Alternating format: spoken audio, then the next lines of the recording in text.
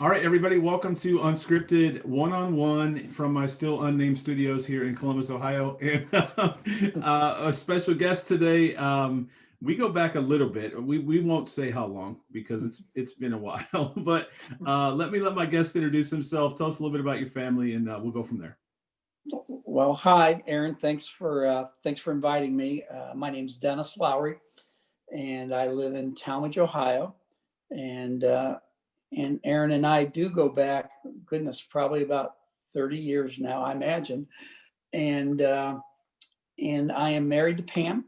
We've been married for 43 years, high school sweethearts. Have two sons, five grandsons, and we are blessed that everyone lives in the same small suburb of Akron. Yep. And you've had a political career there as well, right? Yeah, I'm on my second go round on the city council. We are a partisan community, um, an inner ring suburb, and so we are pretty evenly split. So I was a councilman 30 years ago for a couple terms. Lost a close election, but that led to serving on civil service and then being on the school board for 11 years. And nothing is harder than being a Christian on a public school board.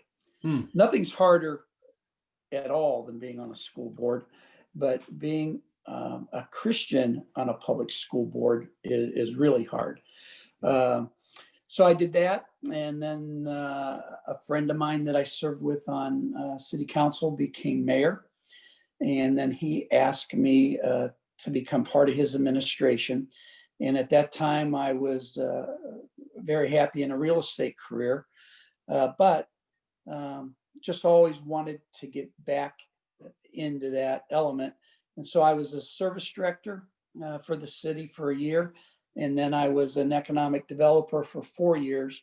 And then I left again to go work with one of my sons in the mortgage industry. Now I've circled back and I'm on Talmadge City Council again. So, so a lot of people always joke and just say I can't keep a job. well, and we'll get into that a little bit, I'm sure, here in a minute. But that's pretty cool because I would venture to say in the years and years and years that we've known each other, we don't talk every day or anything, but you've always given to your community. You don't just live there, and I'm always really impressed with people that, because a lot of us just go home, hit the garage door, pull in our garage, close the garage door before we even get out of the car, and then that's Yeah. it. We call it a day, and we pay our taxes, and that's it. You have invested in your community for many many years, and now it sounds like your family is doing the same. Yeah, and I always think, because when you get old, you start reflecting, and you wonder, especially as a believer, you wonder if you made the right decision regarding the education for your children, whether public ed or private ed, especially Christian ed would have been the right way to go. The biggest the biggest drawback I see to Christian education is that you can't, it's hard to tie the school with the community Hmm. so that you can dive all in to your kids' education, and you build relationships through sports and other activities. But when you go home to sleep, there's not that tie to the community. So somehow I think that would be nice, because to some degree, I think it's hard to teach public service or civic involvement through Christian education. Hmm. You can teach spiritual involvement, but it's not the same as having the mayor be in the stands for the Friday night basketball game. Hmm. There's a disconnect there. I don't know how Hmm. to explain it. Yeah. Well, and I would say too that you're probably pretty glad you're not on the school board right now in the year of Oh, 2020 and a pandemic. it's no win, no win with COVID. Yep. There's Very no, difficult, there's, honestly. I yeah, give anyone on a school board or a school administration a lot yeah, of credit, because you can't yeah, win. As you said, you can't win. Whether can't you win. open up, great, you're going to have a whole bunch of haters. You keep it Yeah. closed, you're going to have a whole bunch of haters. You try to go hybrid. I mean, it's really tough. So that is one position that I do not want right now. Well, the biggest difficulty is the larger the community, the easier it is to stay objective and just make a decision based on data or what the facts are. Mm-hmm. The smaller the community or the smaller the district, relationships are intertwined. So you on a school board, for instance, you got to make an expulsion decision based on somebody's son that you sing in the choir with on Mm, Sunday. right. Right. It's everything overlaps. The smaller the organization. Yeah, you're going to see him at Kroger at some point, right? Yeah, go home. You don't want to have to duck or dive in And between they the are going to bread stop aisle. you in the aisle.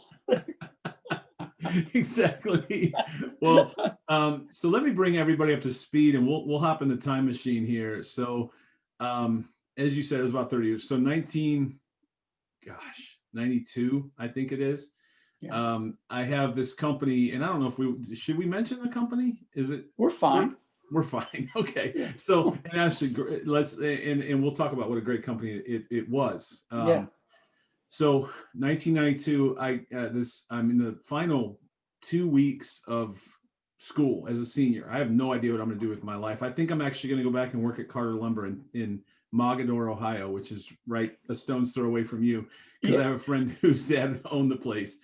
I have zero drive and initiative for what I'm going to do when I graduate. And they come into a business class and they say, hey, there's this company called Best Lock that's in Cleveland. Does anybody want to go for an interview? And I'm like, well, I live in Cleveland and I have no other options. So I raise my hand. Next thing you know, I'm interviewing. Let's fast forward. I get the job somehow. God's grace, I get the job. I end up living in Indianapolis for 3 months training. And again, so let's talk about Best Lock, the original Best Lock. So most of you listening going, you're talking about locks, but this was a great company. This was a company that was second generation when I joined. But if you walk up to a door at some place like Ohio State, or I don't know if it's still this way, but most retail establishments, you see this little snowman figure 8 lock, and it says the word Best on it. And anybody listening to this is probably going to go do that. But if you don't see Best, you'll see another name, and that name is probably a knockoff of the original. And so I go to work for this company. I don't know a thing about locks. I don't know about keys. I don't know anything. They take me to Indianapolis, and they pay for a studio apartment for 3 months. I don't have a single bill. Every day I spent for 3 months working from one end of this factory in Indianapolis, Indiana, to the other. So they took us through everything from accounting to one day we worked in the factory on the line. We put the locks together. You do not see a company invest in a future sales rep like you saw that in that day. And I know lots changed, but they made a massive investment into their sales reps. Next thing I know, after that 3 months, I drive to my future home, which is going to be in Cleveland, as they originally said. And I get this 3.5 county territory up in northeastern Ohio, half of Cleveland and up to Ashtabula. And I walk into this little office, and then I had 3 months. They wouldn't let me touch my territory for another 3 months. So 6 months of training. I had to ride along with reps for 3 months, sit around, listen to you guys talk about all your sales. And looking back at it, I was absolutely clueless. And I have a feeling you probably agree with that statement. I had far other priorities than work. And I just remember those days coming out of college. And I think about this when I work with young college students or new graduates. I was absolutely clueless. And I try to give grace because I remember who I was in those days. I didn't have a mortgage. Everybody I worked with, so you'll remember this, Dennis. Everybody I worked with had a mortgage or kids. Kids are in school, thinking about college. I mean, all these different priorities I didn't have. And so anyway, what are your memories of the days that I walked in as this young college kid? Well, actually, my memories, and you're gonna think this funny. People listening to this, they won't understand unless Right. they really understand certain differences in Protestant denominations. So the reason you got asked to interview was because you went to Mount Vernon Nazarene. Right. Because back in the day, everybody that was anybody at Best Lock was a Nazarene, and That's we only right. hired other Best Lock uh, Nazarene kids or pastors' Hmm. kids or people that went to Mount Vernon Nazarene or Olivet or the school in Boston or in Indiana. Hmm. So the reason you got interviewed is because of where you went to college. So you Right. should always thank that. So Absolutely. and what makes this so funny is because I was raised Baptist. Well, if you were a Baptist and you worked with a bunch of Nazarenes, they still thought I was an unbeliever, you know. Right. And so the running joke between our manager who hired you and me, being a belligerent salesperson, was every day I'd walk out the door and I would tell him that make sure you get saved again tonight. And so he would just look at me like, like, and he would say, well, you better hope that you made the right decision, you know. So we had this running joke that had nothing to do about work for all these Yeah. years. But what I remember, and I was trying to think through this, either your mother had just passed or about that time. And I remember the impact that had on you. Hmm. Not to get all deep and melancholy, Sure. but I remember that. And then I also remember how, even though you had much more training than the other three of us that you were working with, Yeah. because of your age, you didn't get the same respect. Mm. And you were like the whipping boy of the sales force, you know, Absolutely. because if our manager would have told me and talked to me in the tone that at times, and remember how close we sat? Hmm. We didn't even have like real cubicles. What? Right. We had a conference room And and this is in Brecksville. We just had this yeah, conference room and we all had these cheesy 6 foot card tables and like yeah, it was it but I remember rolling up the first day again to look at the difference between you guys all had 4-door sedans because you had mhm, families. I roll yeah, up in a 2-door sports car, yeah. red 2-door sports Uh-huh. car. It was my first job. I mean, Uh, but I do agree. I think my immaturity as a person, and I didn't do anything to help myself because I was completely immature. But I do remember that from the Salesforce side. But again, I didn't do anything I wasn't out there crushing sales. yeah, And I had other priorities in life. And I think that as we fast forward to, um, so I left after 3 or 4 years because yeah. you're young and dumb and don't have any. Well, I was accumulating a ton of debt, which someday I'll tell that story on this podcast. But I was accumulating a ton of debt, even though I didn't have a family and all those other things, was a horrible thing for me. But I decided it was time for something else. I wanted a real job. I didn't want to worry about my sales quota. So I left, and we'll just fast forward through, as you said, a few different jobs. We ended up down in Columbus, Yeah. and gosh, I don't remember the year this is. Do you remember what year this was? 2000? No, Well, it had to be 99-ish, 2000. I got let go uh, after 9/11 in Right. May So of we're talking 2002, 2002. and I was only sales manager for about a year, so it may have been like 1998 or 99 when I called you. Yeah. And so and let me, so this, as we said, and one thing I learned in that process was Frank Best started this company called Best Lock. Then his son Walter Best took it over.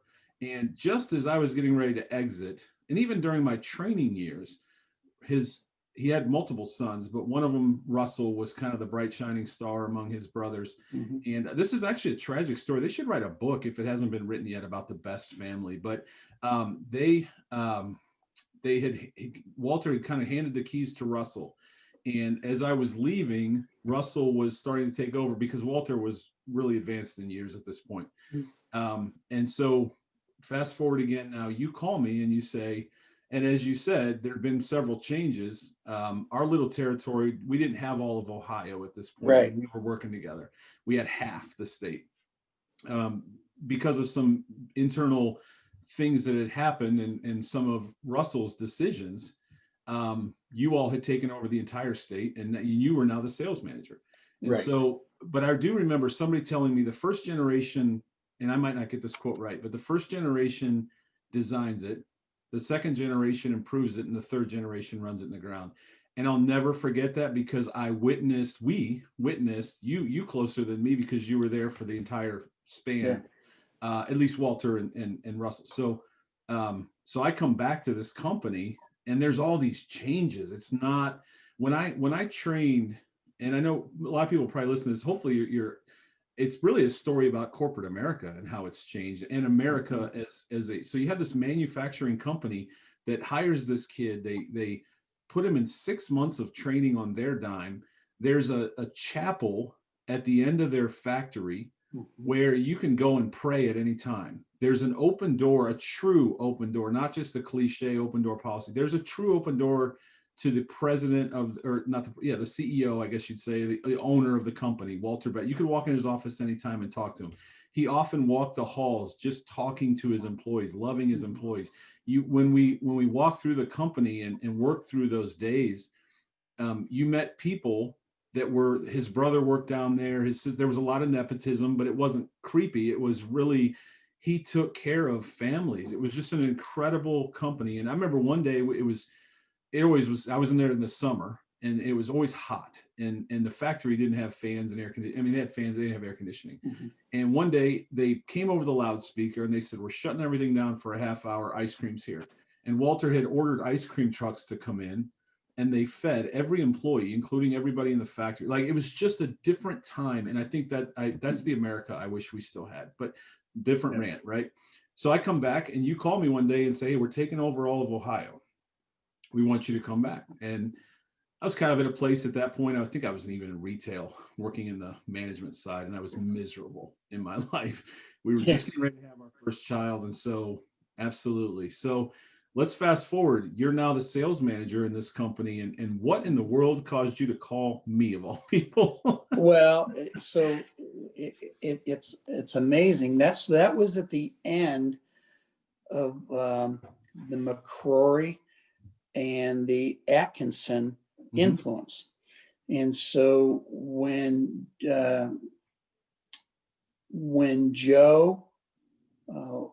Jim became VP of sales, get this right, and then Linda became a director or something. Thankfully, again, this is another thing about corporate America and politics. You're either in the right camp at the right time or you're in the wrong camp at the wrong time. Right.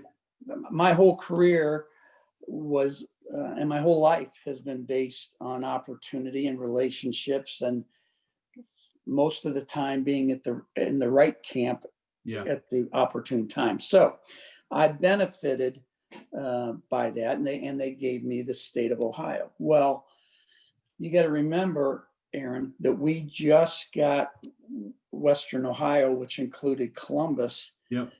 They really wished that I would have moved to Columbus, but my wife always had an exceptional job, and she was uprooted as a child in starting high school, and she had vowed that we would never do that to our kids.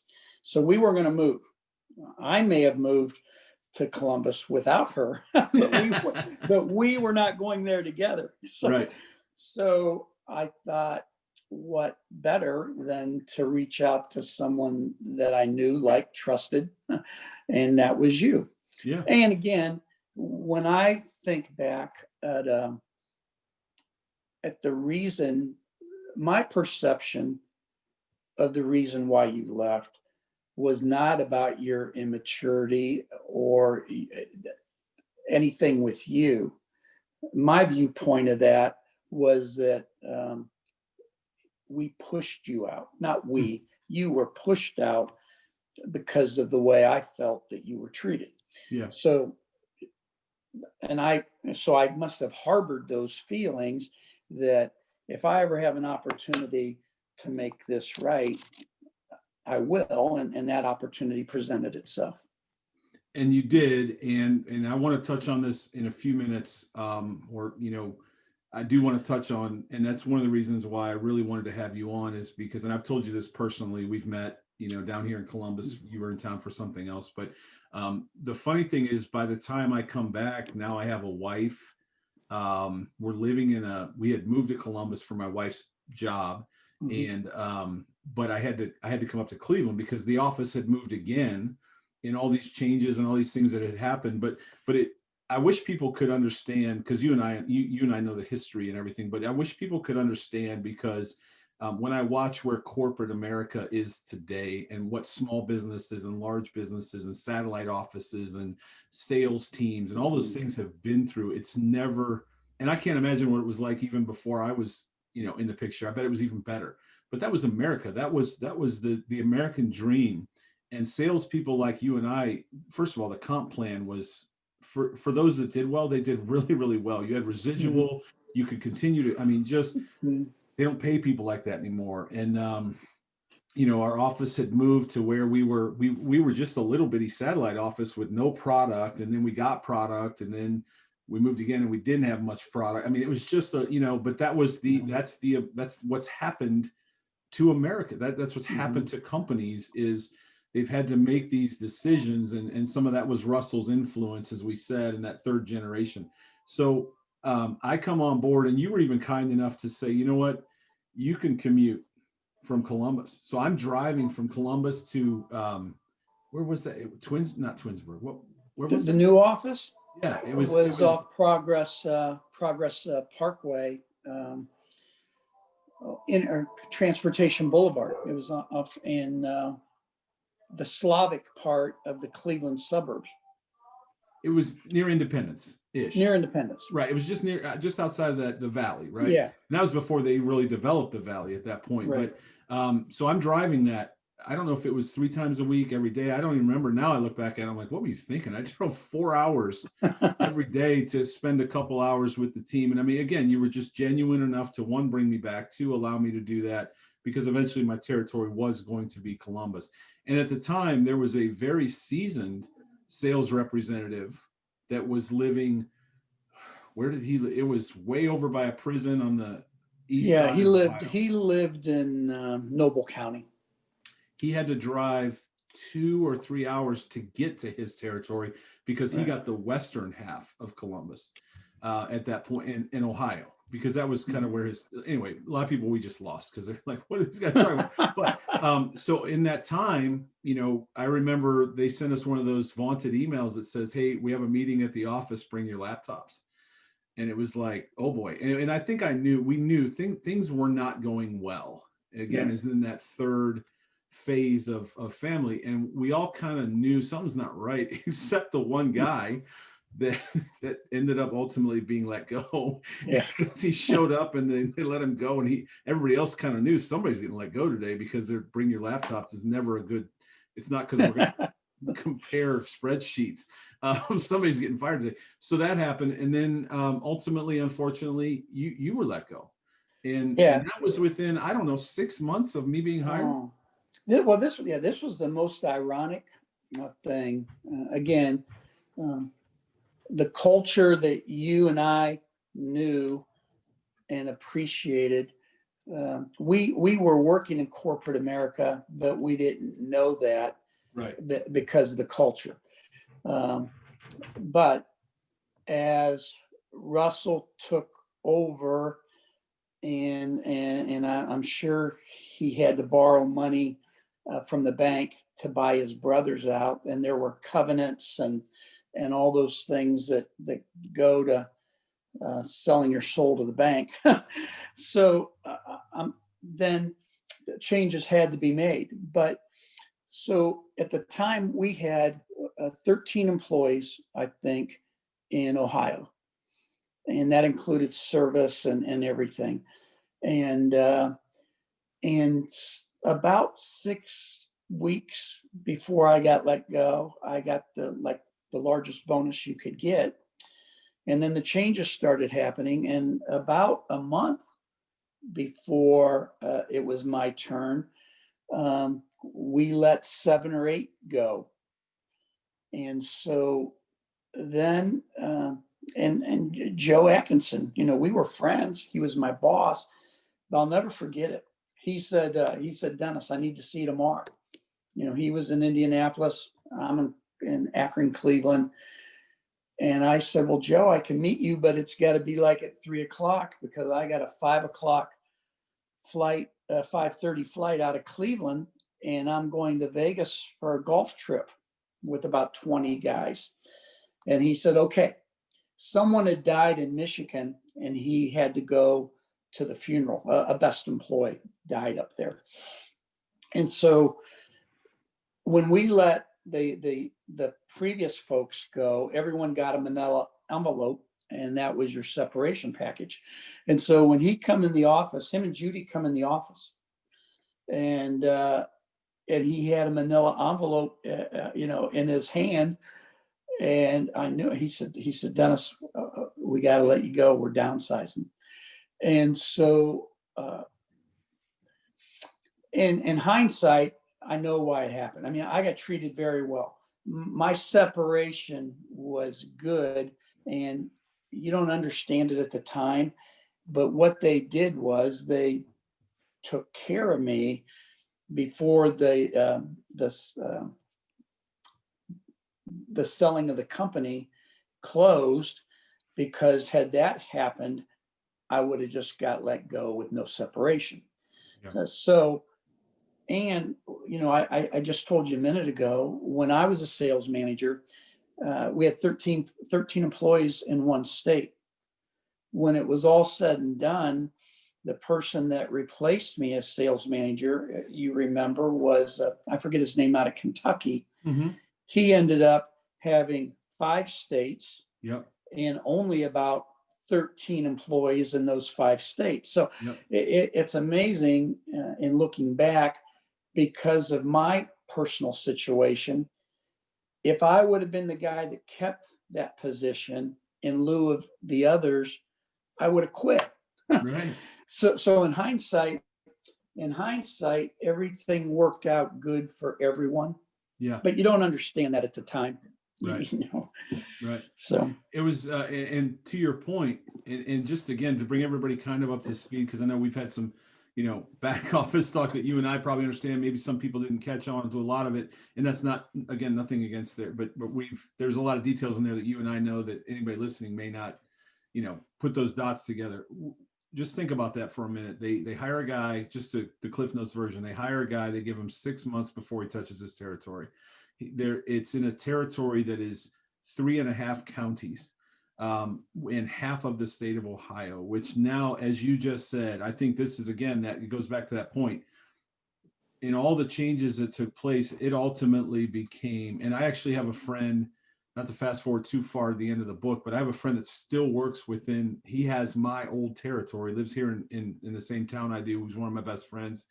And it constantly changes. He's got a massive territory. They've sold out to distributors. I mean, to watch all of that happen again is just kind of, those were, I don't want to call them the good old days, but you don't have that anymore. You don't have a small sales office with 3 guys and a boss and 2 secretaries, and they go out to lunch regularly together. They have their Monday meeting, I mean, those were, it's a different time. Now everything's, how quick can you do it? So, and that's where I really wanted to get to. The ultimate point of this whole backstory was for me to get to a place to say that after Dennis left, for those listening, after Dennis left, Stanley, the tool company bought us, or it might have been right before you left. At some point, we get bought out because we're in a bad way as a company. Golden parachutes were given out, as you said, to a lot of large people. And one day I'm going to have my, not to get too far into the future, but I'm going to have the boss that received one of those packages and left the company, and ultimately ended up starting a company that, with trying to get back to those original principles of what best was.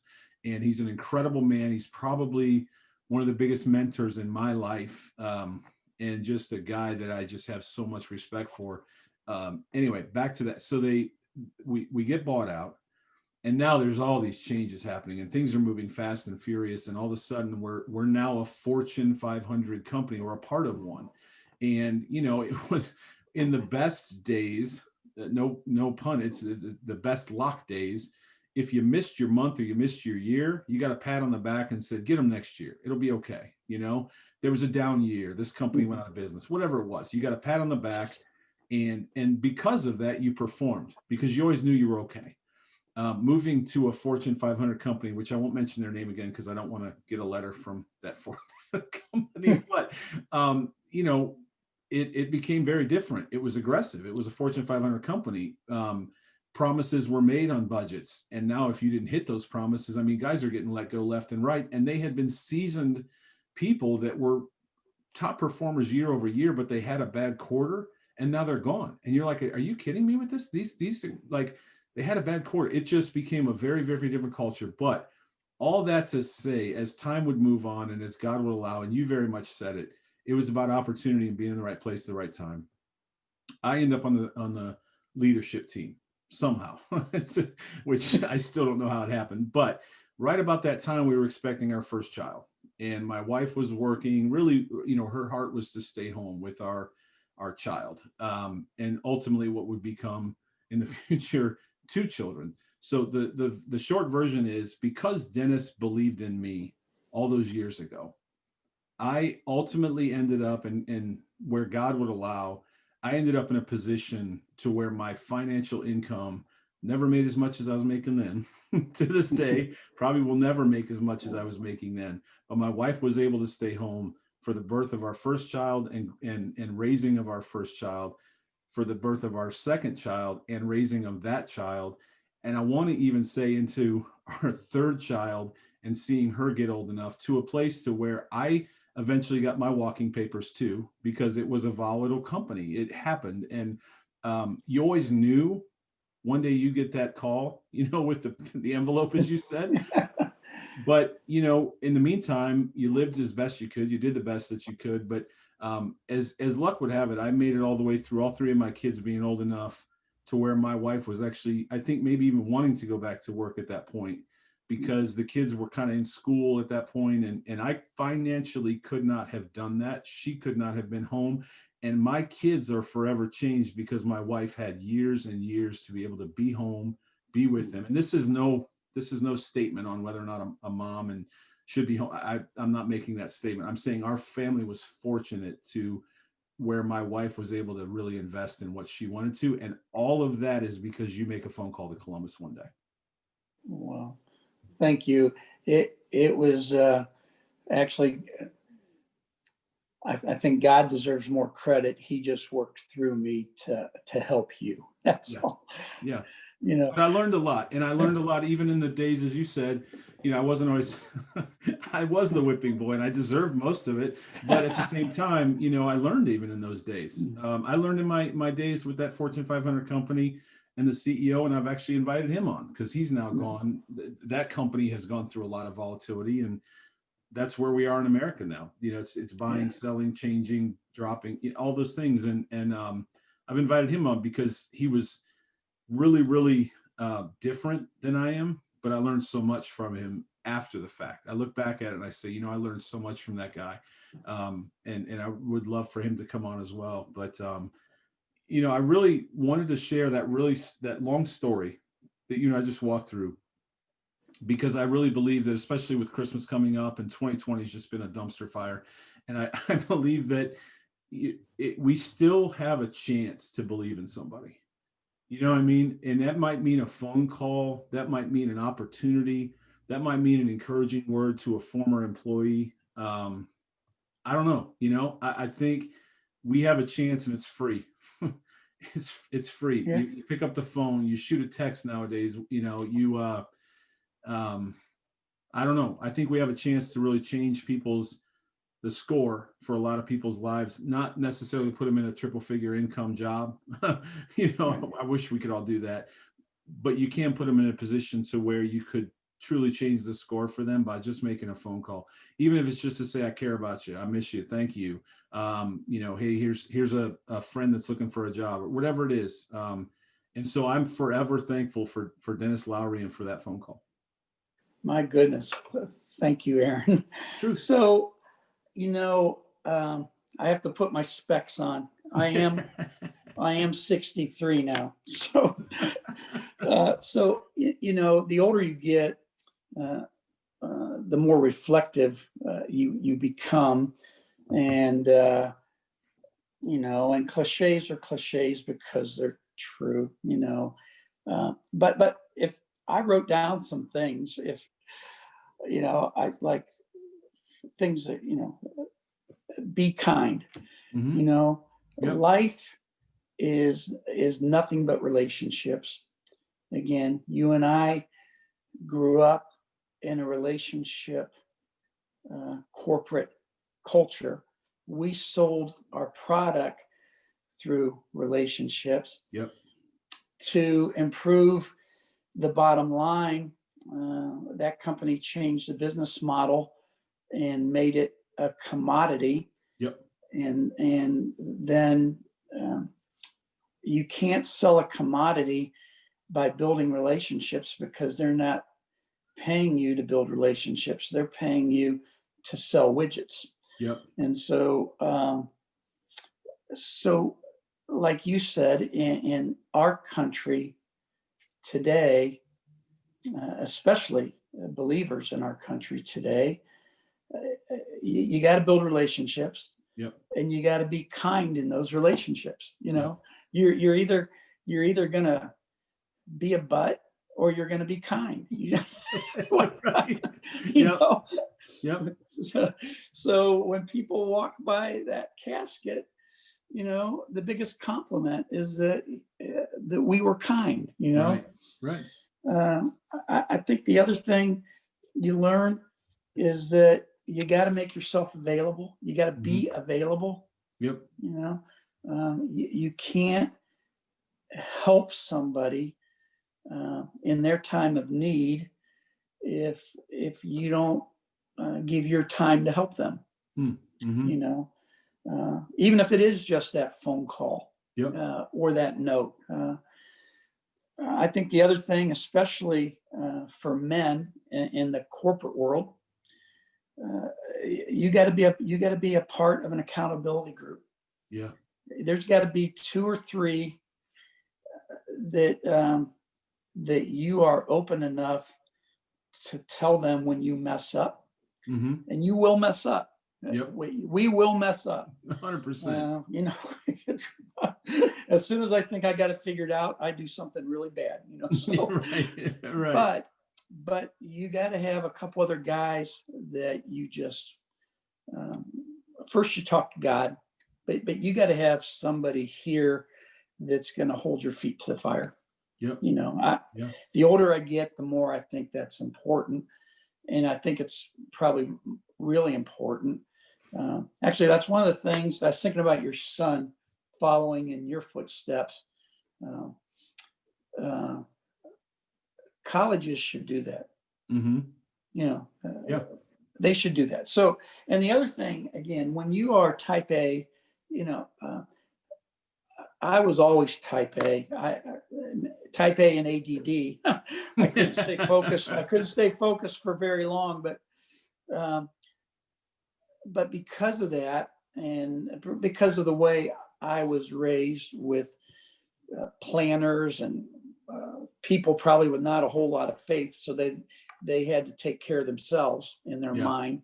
So they beat that into me, that I spent years not really being present. I may have been doing this, but I was thinking about what I had to do at 6 o'clock. I Right. wasn't, so I think we're only promised today. Yep. And again, the older you get, the more that you understand that. Yeah. I read the obituary. I go, honest to goodness, I go to a funeral home once a week. Wow. And it used to be going to see someone's parents or grandparents. Right. Now I'm going and I'm seeing a friend. How sobering, right? Oh my goodness. You better know where you're going. Right. Yeah. You better deal with that decision. And then in terms of work now, everyone wants to be in a networking group, and I have joined them all. Yeah. Right. I do remember that. But the one, and I'm not touting this one because there was a lot I did not like about it, but BNI is a major one, and their slogan is "Givers Gain," and if that is so true, not just in work, but if you truly want to help somebody, if you truly put their interest above your own, you will always be successful. Yep. Because people want to do business with those that they like, know, and trust. 100%. So, and then, and again, this goes back to our relationship. At an early age, I could tell that you had a personal relationship with God when I was still, for the most part, sitting on that picket fence. And you can't sit on that fence for very long because it hurts your hind end. Right. You got to make a decision. Right. And so what I've come to realize now, and I try to instill in my own boys, and now my grandchildren, things really become important when you have grandchildren. Oh, absolutely. Yep.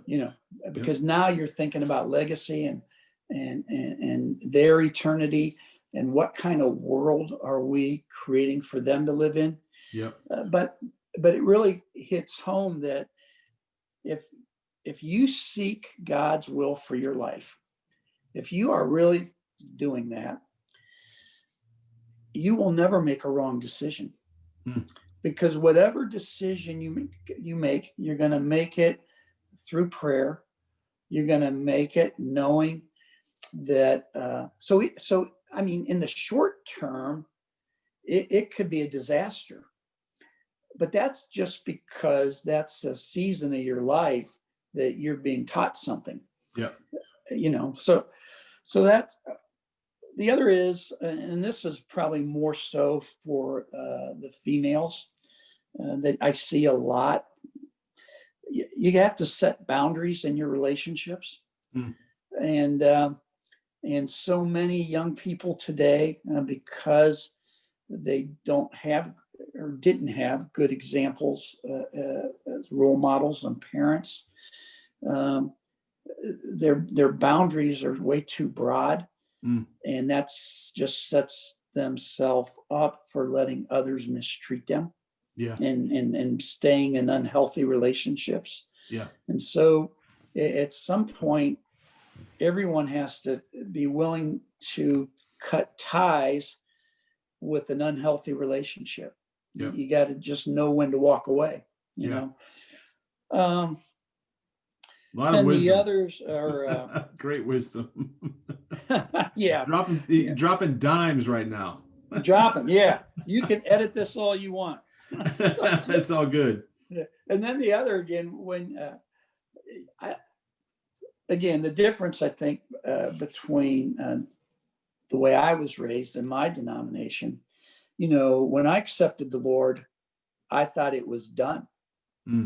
I took care of my eternity. so I can continue to live on this earth the way I want, Yeah.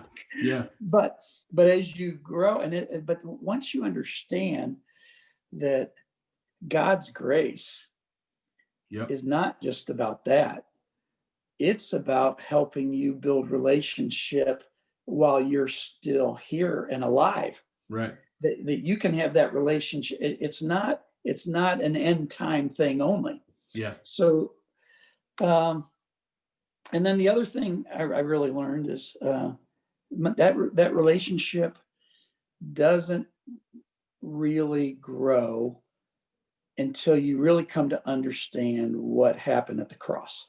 Mm. And that's sacrifice. So Right. if you can get your head around sacrifice that was made, if you can get your head around the grace that we have, that you don't need to worry about messing up, because you're going to mess up, but you do Yep. need to repent, Right. And then everyone needs to understand that they're okay. We're unique. We were made the way we're made. God knows that we have a temper. He Right. knows, but that's what makes us. That's our thorn, and it's, you have to deal with it. You don't make an excuse for it, but you don't got to beat yourself up about it every day. Right. Because until you learn to accept yourself, you can't love yourself, and if you don't love yourself, you can never love anyone else. Mm. So that's your old guy giving you 10 points wisdom of wisdom. of D. Loughry. D. Loughry, wisdom. Yeah. We got way more there than I even anticipated. It's all really good. I'm gonna and write I think and make it a bestseller. It might. It's a chapter in that book that I'm someday going to write that everybody's bugging me about. I got a whole chapter on D. Loughry. So really quick, and I to your point, I want to circle back, because one thing I didn't understand growing up the way I did, and in the church that I did, and that's no disrespect to that church whatsoever. One thing I did not understand was grace, and it wasn't until I read one of my heroes, Max Lucado's book, Grip of Grace, that I actually understood the word grace in the first place. And I think in 2020, one thing we need more than anything is grace for ourselves, but also grace for one another. We wouldn't get in mask debates and race debates and who we love and who we can't love and all those debates if we just gave each other just a little bit of grace, because it's the same grace that we've been given, as you said. If you understand what happened at the cross, then how can I not love and extend the same grace that I've been given? And that's a huge lesson I've learned. But so not to transition completely left field, but yeah. I do want before we get off, I do want to, hopefully I want to end on a light note. Yeah. And you might remember some of these stories, but do you remember right after I got hired, there was a sales meeting in Wisconsin, and yeah, we went to Oshkosh. Oshkosh. Do you remember who missed the flight? Did you miss the flight? You don't remember? So no. I didn't realize that you're supposed to get to the airport. This is before 9/11 TSAs and everything else. I didn't know you were supposed to get to the airport an hour early, and I was on the slow, whatever they call those, not the escalator, but I was on that, and I watched you guys get on a flight, and you all were laughing because I got to the exit and they picked up the phone and they said they literally called the plane, which they actually could do. They called the plane and they're like, "We're sorry, we're taxiing. You're gonna miss it." So I did walk in. I did make it to Oshkosh, and it was after a long planes, trains, and automobiles experience. And I walked in the sales meeting. It was like walking into class, and everybody turns, and the entire best Cleveland team was in stitches, laughing so hard at their stupid young salesman who didn't know what he was doing. I could just envision our old managers look at that time. He was not happy. He was not happy. He was not happy the day that he rode with me and I wasn't listening to Stephen Covey tapes like everybody else did. And you guys never tipped me off and said, "Hey, if you're going to ride with our former manager, make sure you got some Stephen Covey tapes in the car." So I was just rocking out to whatever I was listening to. And at the end of the day, he told me one of my favorite quotes of all time: if you're not listening to sales tapes and Stephen Covey, then it's just bubblegum for the ears. He called the radio bubblegum for the ears. So I've never forgotten that. And then the last one, and you might not remember this one either, but do you remember, now we're in Strongsville and we had a sales meeting at, was it the Country Kitchen? Is that the name of the place? I think it was. Yeah, there was a Country Kitchen. And it was right next to a really cheap motel that you might be able to rent by the hour. Do you remember that? Do you? So, yeah. Oh, you and I are looking out the window. Anybody listening to this, I wish you could see Dennis's face right now, because you have to picture this. They put us in a back room because, as our manager told them, we're going to be here all day. So we got breakfast. Yeah. We did some sales meeting stuff. We ended up having lunch. Well, in the time that we're at this round table, the three salesmen are facing, again, it's a round table, but three of us were kind of in that 3/4 to where we had an eyesight into the hotel in the background. And our sales manager's back was to said hotel. And at some point, a car pulled in and a male and female got out and did some things in the parking lot and then made their way into a hotel room. It was like a, what do they call it? A Motel 6 so it's all one floor. And then, I don't know, an hour or so later, they emerged from the hotel room and left. And the three of us were doing our best to not absolutely lose it. And our sales manager had zero clue what was happening behind him. Do you remember that? Yeah, I remember it. Another time, he and I went to lunch, and we went to a TGI Fridays. And so I needed to use the men's room real quick, right after they seated us. And so I did, and I come back, and the guy, my manager, had what looked like an iced tea in front of him. And so I'm thinking, I said, Jack, he said, I said, you already ordered a beverage? And he said, oh yeah. He said, they got this iced tea here. It's called a Long Island. And I said, no. I said, you can't drink. I believe, he had never had a sip of alcohol in his life. No. And I believe we were all actually at the table when you went to the restroom, and none of us spoke up and said, you don't drink. I do remember it was. I remember because the waiter came up and he said, "Special today is Long Island iced teas," and he said, "Oh, I think I'll have one of those." And we were all like, "Let it rip, let's go." I wanted to end on some really great memories because I have a lot, regardless of the history of getting let go or getting hired, getting all the history that we've given on this podcast.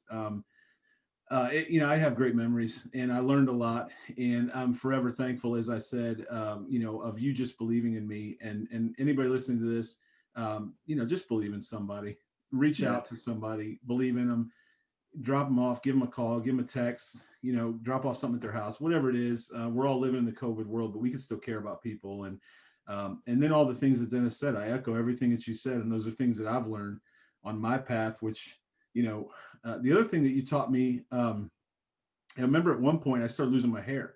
That was back when I had a pretty good head of hair at that point, but it was falling out. And you told me that it eventually will fall out and land in your ears and on your back. Oh, yeah. When I get a haircut now, it takes like 2 minutes to cut my hair and then 10 minutes to do my neck, ears, eyebrows, and nose. There you go. That's right. Well, anybody listening will know that this is why I loved working with Dennis. Always had just great insight and information. I love you dearly as a friend. I'm thankful for our friendship all these years, for your encouragement, and always again for that phone call. So I wish you guys a very, very Merry Christmas to you and your family. You too, and thank you so much. This was so much fun. And I want to let you know again. I want to let you know the best. The best thing for me to see through your life is how you have loved your wife and raised your kids. Thank you. And I know I've been probably way too deep during this, but it's been my pleasure to watch you be a husband and a father from a distance. So Well, I appreciate thank that. you. I learned from great people, and you being one of those people. So Thanks, thank you, buddy. my friend. Merry Christmas to you, and we will talk soon. See ya. All right.